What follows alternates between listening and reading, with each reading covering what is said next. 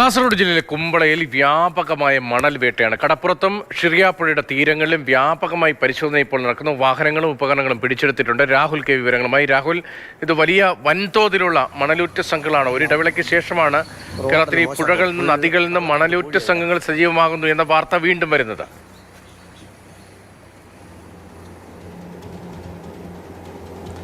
രതീഷ്, അതായത് കുമ്പള പോലീസ് സ്റ്റേഷനിലെ പോലീസ് ഉദ്യോഗസ്ഥർക്ക് മണൽ മാഫിയ സംഘവുമായി ഉള്ള ബന്ധം ആ സ്റ്റേഷനെ സംബന്ധിച്ച് വലിയ കളങ്കമായി മാറിയിട്ടുണ്ട്. 6 പോലീസ് ഉദ്യോഗസ്ഥർ ഇതിനകം സസ്പെൻഡ് ചെയ്തു. അതായത് ഈ മണൽ മാഫിയ സംഘം കടത്തു സംഘത്തിൽ നിന്ന് മാസപ്പൊടി അടക്കം സ്വീകരിക്കുന്നു.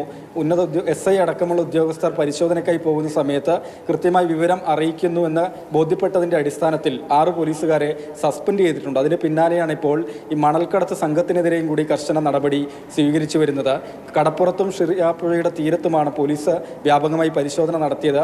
ടൺ കണക്കിന് മണൽ പിടികൂടുകയും പിടിച്ചെടുത്തവ പുഴയിലേക്ക് തന്നെ തിരികെ തള്ളുകയും ചെയ്തിട്ടുണ്ട്. ഒപ്പം ഇവ കടത്താനുള്ള വാഹനങ്ങൾ, മണൽ വാരുന്നതിനുള്ള ഉപകരണങ്ങൾ, വാഹനത്തിൽ കയറ്റുന്നതിനുള്ള ഉപകരണങ്ങളെല്ലാം തന്നെ കസ്റ്റഡിയിലെടുക്കുകയും ചെയ്തിട്ടുണ്ട്. ഒപ്പം ഒരു പ്രത്യേക അന്വേഷണ സംഘത്തെ തന്നെ ഈ വിഷയവുമായി ബന്ധപ്പെട്ട് കാസർഗോഡ് ജില്ലാ പോലീസ് മേധാവി ചുമതലപ്പെടുത്തുകയും ചെയ്തിട്ടുണ്ട്. അത് കാസർഗോഡ് SMS DYSPയുടെ നേതൃത്വത്തിലാണ് ഈ പോലീസുകാരുടെ മണൽ മാഫിയ ബന്ധം അന്വേഷിക്കുക. അതിൽ 6 പോലീസുകാർ ഇതിനകം സസ്പെൻഡ് ചെയ്തു.